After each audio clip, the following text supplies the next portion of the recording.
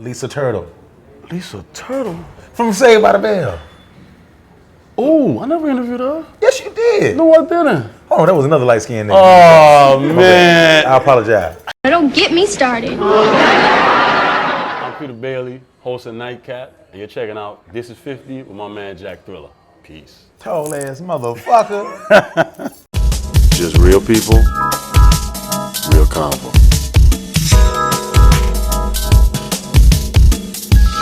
First off, thank you, Mr. Young, for agreeing to this on-the-record interview. You've been very vocal about the issue of authenticity as it relates to hip-hop. You even called some rappers fuck niggas for polluting kids' minds by endorsing their criminal life. Let me tell you something, man.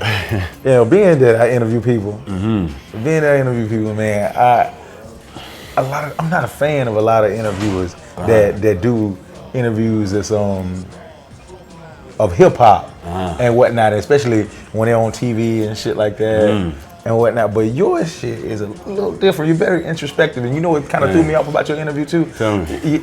The unique thing about Peter Bailey, I thought Peter Bailey was a ball player. Yeah, you just that thought just retired. I was some and guy started running. interviewing Yeah, niggas you and told me shit. I was running around here interviewing people. I know. Yeah, like, yo, this nigga don't want to play ball no more. He just don't start interviewing niggas and shit. I gotta do something. Yeah, exactly. This nigga quit playing for Orlando. Indeed. Did you ever play ball? I played in high school. I'm actually from St. Thomas, man. I got recruited to play ball, but I was always more on the creative tip as a writer and stuff. So when I went to college, University of Delaware, I dabbled, but then I just went straight into writing, straight into just journalism and writing, and it worked out for me. But Waka, when it comes to the industry, you're like in your own lane, and you do exactly what you want to do. How hard is that, though? Real hard. Why is it real hard? Because everybody doing the total opposite. Literally everybody. You ask great questions. You disarm these people, Thanks, and they man. feel comfortable. You like you mac them out of the questions. Thanks. I know that's a good way to put it. I just feel, we're people and we're human, and I think sometimes a lot of people get caught up in the celebrity of it and they forget we're all human. We bleed the same. We have the same situations. And when I come into the interview process, I don't view it as an interview. I view it as a conversation. Like I would say, NiteCap, it's just me and people that I respect and they respect me, and we're talking and we just have a camera on. So I would say it's like you and your buddy speaking and somebody just sneak a camera and start filming. That's how I would do it. And I was moved by how real it was, man. Yeah, man, for real, man. You know where I'm come from, man. That's what you brought up on. Just being real. You got to be yourself. And talk about that, kid.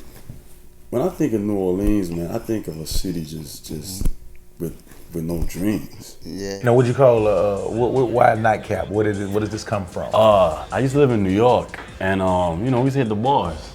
You sound like you were from New York too. Yeah, I moved. I was at Time magazine. Okay. I wrote for Time, and then I went down to Miami. So being in New York is the bar crowd. After work, you get the happy hour, and you're sitting over drinks, wine. People get open. So we sharing a NiteCap. So when you talk with me, I want you to get open. It's that real conversation.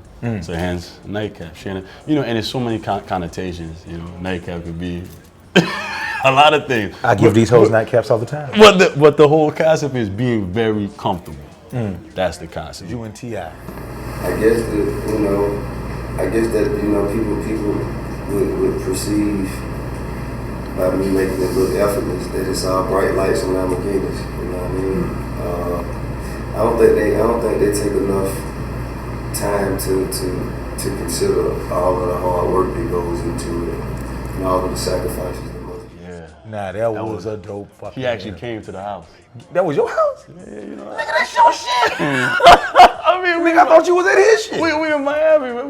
We do a little something in Miami. Man, how much money is you making out this bitch, dog? That was your house? 50 Cent Studios. You asking about money. Come on, dog. Yeah, that's his money.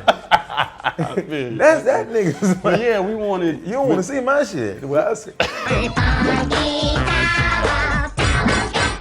With T.I., man, just being such an icon of the culture, I've always respected T.I. Like, he's one of the few people I would say, wow, I really was looking forward. Hold up. I'm always looking forward to my interviews. But T.I. just got a swagger, a persona that I've always respected. He come over, we got some food, everybody was there, was just chilling. And he actually, the respect of the show that he basically embraced the show so much, he was on the road and he drove from Orlando straight to the house. When you see the cars pulling up, they basically went straight from where they were from and came straight to the interview. Wow. That was pretty cool. Yo, so where did you get this respect from people, you know what I'm saying? See, we talk, because it's kind of seemed like you came out of nowhere, dog. yeah, you know, people see like, who's this tall brother running around here with this accent? Yeah, did he play for Orlando? No, I think he played for Orlando. Nah, actually, I was at Time in New York. I wrote for Time magazine, and I was in the whole aristocratic side of journalism. You know, and I always wanted to be with the people. You know, I'm from a certain environment. You know, you see people, you don't know things about people. You know what I mean? So I went to the Miami Herald, wrote for many years, and then Trick Daddy called me. He's like, yo, I'm a fan of your work. I want you to write my book. Hold on, Trick Daddy be reading like that? Trick, yeah. See, that's you can't really look at people and know them like that, bro. Who knew? And look, I'm not even gonna lie. When he called me, I was like, what?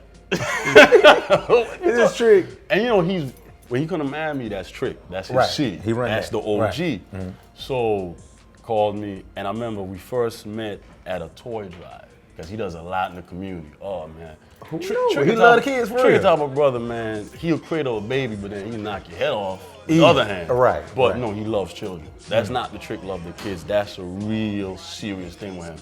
So I go to this event, and true story. Some people, I think, I don't know if BT or whoever, they came to interview him.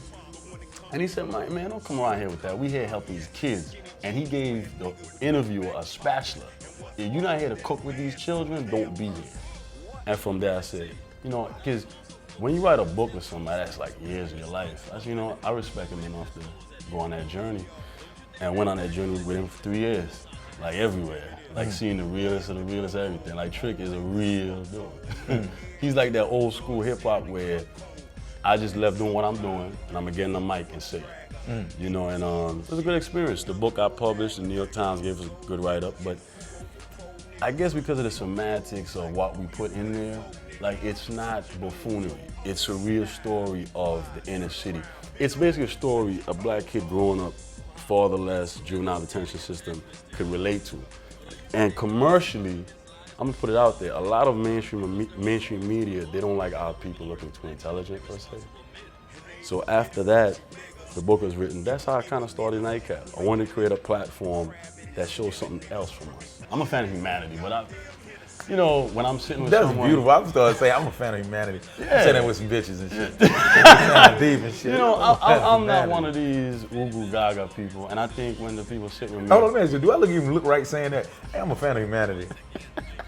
That's my political speech, man. Oh, okay, But I got you. my next book I'm working on now is called My Brothers, and it's actually a collection of conversations I've had and things we didn't discuss. You know, little slices of life, positive slices like Waka Flocka. When I had him on the show recently, he talked about raising his stepdaughter and how that made him a better person. That was big right there. You know, yeah, because people don't know that Waka. I never knew that Waka existed right there. You know, but see, I think the machine likes us looking stupid a little bit. You think about it. You know, I think there's a lane for everything, but I think that that other lane is not there. So I try to provide that other lane. It's funny, I actually got my first movie role. Yeah, and I'm giving you a roast because you're gonna run with this one. I'm giving you a slam dunk. Come on, time out.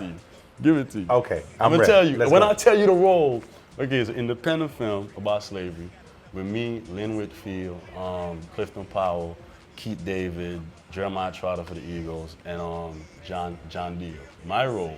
This is Django too. I'm the slave everyone wants to come and buy, basically. I'm the big Mandingo. Mandingo, the strongest and the bravest. See, run with it. Go, Jack. Have fun with it. You do look like the evolution of a slave, man. What does that mean? That means like I can the imagine you being evolution? stupid than a motherfucker and ignorant as hell, chained up, all that. And then somebody give me a shot. Yeah, and then you turn into goddamn Peter Bailey. No, it's different because, you know, some of my business team are like, Peter, no one's ever seen you in that light. And it's funny because when the director gave me certain lines, I said, no, I want to clean up a little bit. Like I told him, I said maybe there were slaves that, you know, don't speak like they come from different countries. I couldn't say the whole, like, my son, I can't. You can't do it. I can't do it. What about boss? Can you say boss? Hey, boss. Do it. You can't do that? The movie's called The North Star, man. The North Star. It's a good film. Are you the North Star inside that shit? Well, basically the concept was, the freedom. Slaves didn't have maps and stuff, so to go to the north, you follow the North Star. Simple concept. Right. I even have North Star inside my truck and whatnot, and it always helps me to get to wherever I need to go. It's one of the best navigational systems ever. You're a fool, man. Let's keep pushing the culture forward. Let's keep pushing the culture forward. There's more to us than meets the eye now. And just dare to be who you want to be. That's it. And like I always say, you just can't say you're real. Some of you gotta be Peter Bailey, man. We over when we out of here. Hey, do I have something in my eye? Y'all go to commercial. Don't kiss them hoes in the mouth unless you got to. Oh God, too much. Keep on rocking in the free world. Until next time. Too much. Do. I remember that. You've been very vocal about the issue of authenticity as it relates to hip-hop. You even call some rappers fuck niggas for polluting kids' minds by endorsing a criminal lifestyle they've only seen in movies. Can you elaborate? I'm sick of B-boys, trying to be D-boys, talent